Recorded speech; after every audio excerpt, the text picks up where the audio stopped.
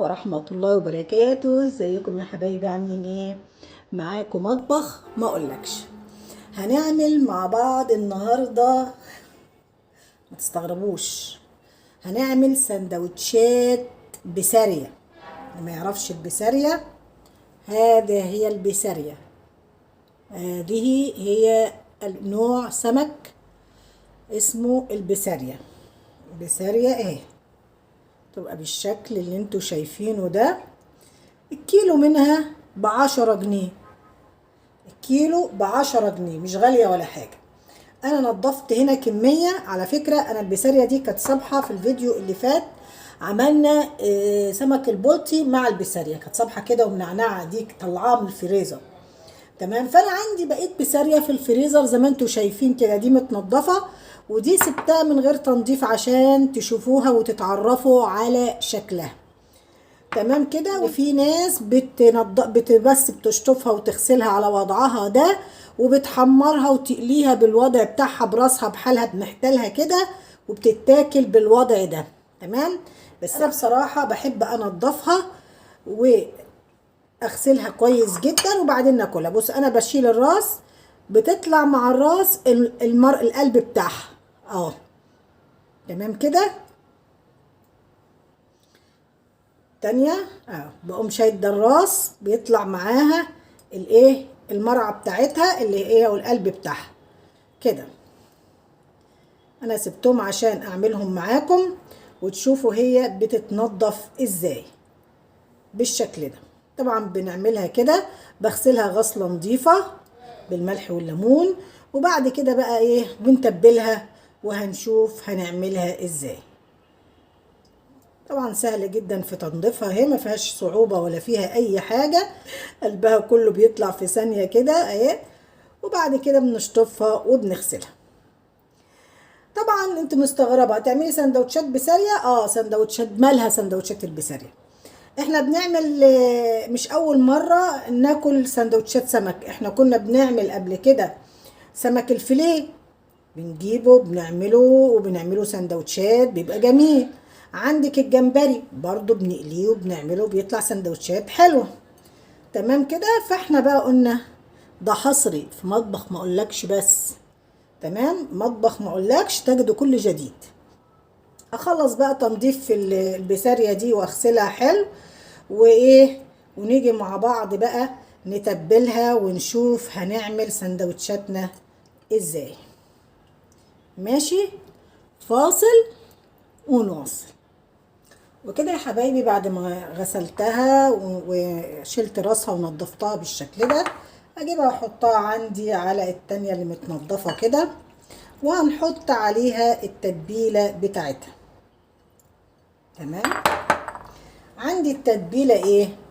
عندي توم باودر، شوية شطة صغيرين، كمون، شوية كزبرة ناشفة، طبعا الملح، هنحط شوية الايه، الملح. تمام كده. هنعصر الليمون.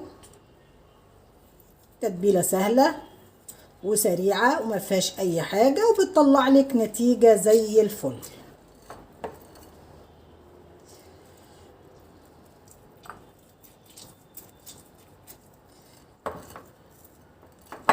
تمام كده. هسيبها في التتبيلة دي ربع ساعة. ربع ساعة ترتاح في التتبيلة دي وتمتص التتبيلة كويس. وبعد كده بقى ايه، هنشوف هنعمل فيها ايه. اما تتبل بعد ربع ساعة هنشوف هنعمل ايه. فاصل. رجعنا يا جماعة تاني بعد ما البسارية عندي قعدت في التتبيلة شوية. هنعمل ايه؟ جايبة معايا هنا شوية دقيق وشوية نشا، ومعايا معلقة بيكنج صودا اللي هو بتاع الطعمية.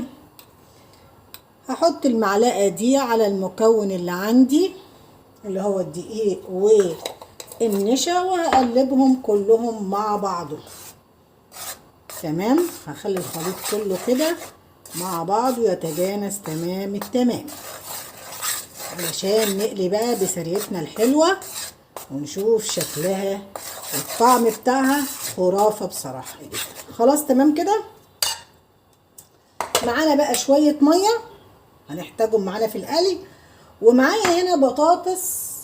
طبعا احنا هنعمل السندوتشات، فاحنا محتاجين معاها شوية بطاطس نقليها، وخصوصا ان احنا هنستعمل زيت كتير لقلي البسارية عشان تطلع كده مفرفشة ومنعنشة، فطبعا هنبوظ زيت كتير، فاحنا بقى علشان نحافظ من التوفير ما ندفعش 10 هنا ونعمل نبوظ حاجة تانية، فلازم نقلي البطاطس الاول في الزيت نستفيد بيه، وبعد كده ندي ايه البسارية نقليها وراه، بحيث ان احنا كده استفدنا بالزيت بتاعنا. طيب انا عامله هنا البطاطس زي ما انتم شايفين كده رقيقه وصغيره جدا، عامله زي اللي احنا بنعملها الكنتاكي. دي البطاطس اللي احنا بنقطعها الكنتاكي. انا سبت لكم بطاطايه عشان اعرفك بتتقطع ازاي. بجيب البطاطايه كده وبقطعها كده، بص السمك بتاعها اهي، ولا هي رفيعه زي الشيبسي ولا هي طبعا تخينه، البطاطس اقل بكتير طبعا. بالشكل ده بحطها، بقوم انا عامله بقى متحكمه كده اهي، طريقه سريعه جدا كده. كده انا عملت ايه الترانشات كلهم كده، اضمهم بقى على بعض كده اهو، واهي اهي شايفين اهو اهو اهو اهي اهي شايفين اهو كده. اعمل كله في ثواني، في ثواني كانت اتعملت. حط عليها شويه ملح وخل، نقعها في شويه ملح وخل. هنزل بالبطاطس وانا معاكم ونقعد نبطن مع بعض الايه البسله. تمام كده. عندي الزيت سخن عندي، هنزل بقى بالبطاطس.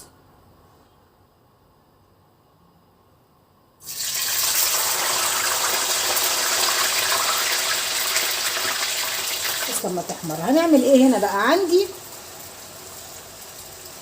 البسارية هقلبها كويس كده تاني في التتبيله بتاعتها كده تمام.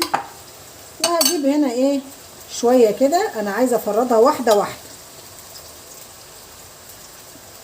اجيبها واحده واحده كده تتبطن بالدقيق ده. لازم تتقلى واحده واحده كده علشان تبقى معايا حلوه، متحطيش بالكبشه كده. همسك بقى اللي انا عملته كده وهحطه فين في الميه اهو ماشي، وهنزل تاني بالدقيق تاني والنشا، وهحط هنا على جنب كده. يا ريت حتى لو تعرفي تبرميها كده اهو عشان تبقى مبرومه وحلوه كده. هاخد بقى ايه كده واحط في الايه في الميه، وهنزل عندي بالخليط واخدها كده وابرمها كده اهو، واحط هنا. انا بعمل لها شخصيه علشان الواحده تبقى معايا كبيره، تبقى صغيره ومش باينه. خلاص كده انا هعمل بقى الكميه كلها بالشكل اللي انت ايه شايفاه ده. انا عايزه واحده من واحده كده، بصي واحده من واحده ما يكونوش لازقين في بعض. اخلص بقى الكميه وبعد كده هنيجي بقى على البوتاجاز نشوف بقى نقليها ازاي وهنعملها في السندوتشات ازاي. فاصل حبايبي. رجعنا تاني بعد ما قلينا البطاطس والواق معانا اهوت، وطلعنا البطاطس بقت بالمنظر الجميل اللي انتوا شايفاه ده، وشايفه ناشفه ومقرمشه وجميله ازاي. هنبدا بقى نقلي البسارية. الزيت عندي نضيف زي ما هو، انتوا عارفين قلي البطاطس ما بتبوظش زيت على طول. فانا هنزل بقى بالبسارية واحده واحده كده تمام، واحده واحده كده. ههدي معايا النار قبل ما ارص البسارية اهي. متحطهاش بقى بالكبشه تقوم ايه ماسكه في بعضها، انا عايزاها واحده من واحده كده بعد ما انا عملتها معاكم بالشكل اللي انت شايفاه ده. هنزل كده بسم الله ما شاء الله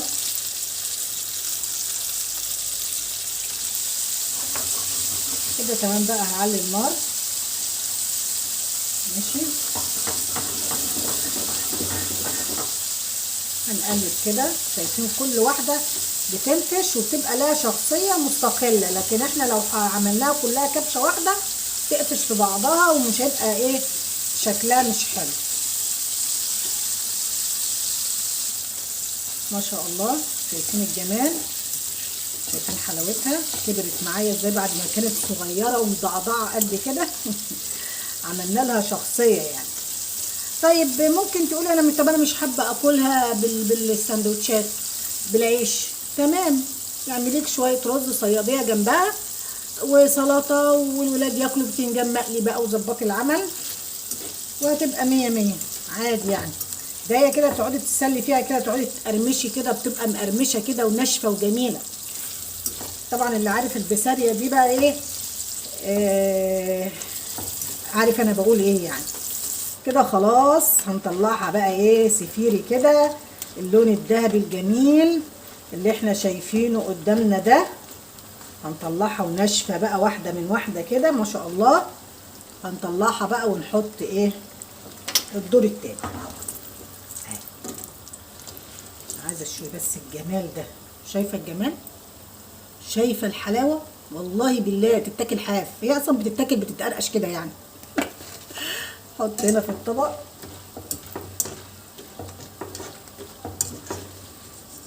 هنهدي النار بقى عبال ما نحط ايه الدور التاني.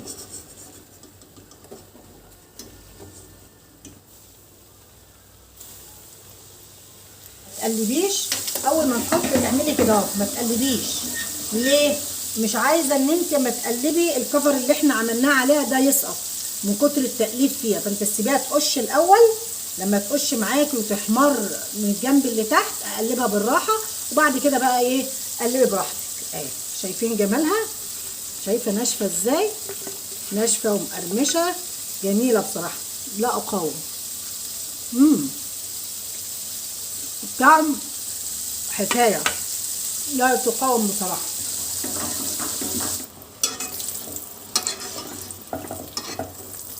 شايفين الجمال ما شاء الله، طالعه معانا تحفه تحفه تحفه.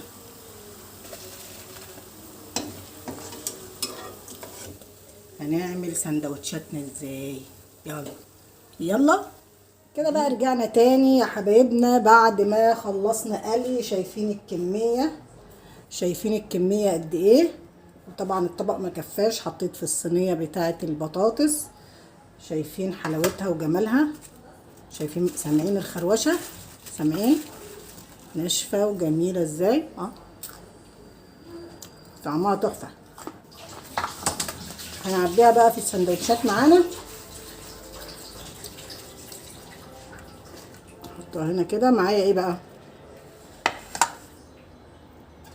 معايا شويه جرجير حلوين، وعندي خس شغال، ومعانا فلفل الوان قلنا ندلعها، ومعانا هنا طحينه، طحينه بيضه، ومعانا كاتشب ومايونيز.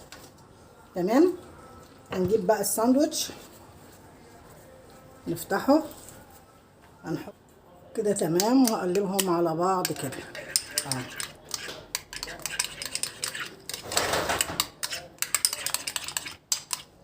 هاخد بقى الايه الساندوتش وايه، وهحط كده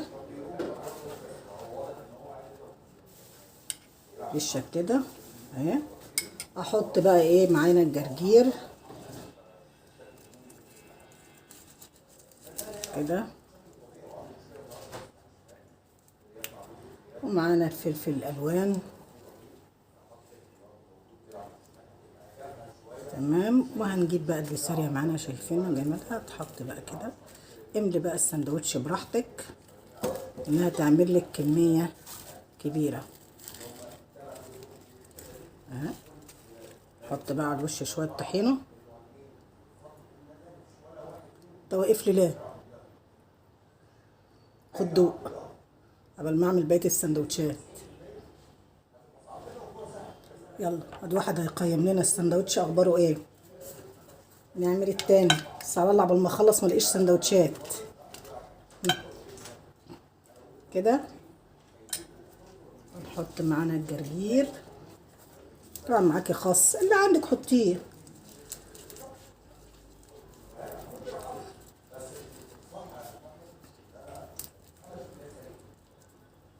حط بقى الايه الفلفل. تمام كده. عبي بقى السندوتشات بالشكل ده. زي ما بقولك ايه، عبيها كده، خليه سندوتش محترم يعني، محترم يكون مليان كده. طبعا السندوتشات الصغيره دي كل واحد ياخد له ايه 3 4 سندوتشات كده حلوين.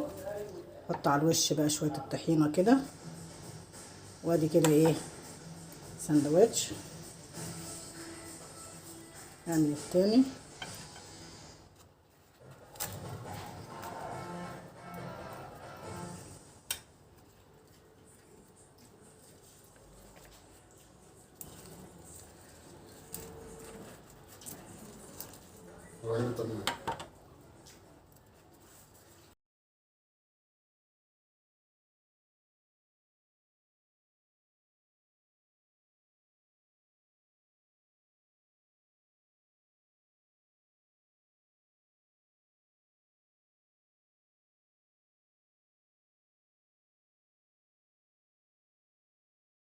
كده حبايبي انا عملت كمية السندوتشات دي، ولسه بقية البسارية بسم الله ما شاء الله، شايفين اهي بقيتها.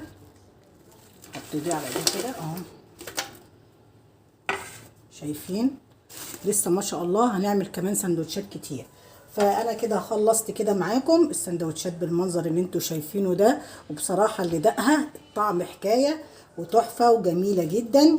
يا ريت لو عجبك الفيديو ما تنسناش في اللايك وما تنسناش في الشير. ولو اول مرة تشوفيني ما تنسيش تفعلي الجرس عشان يصلك كل جديد. وكان معاكي مطبخ ما اقولكش. والسلام عليكم ورحمة الله وبركاته.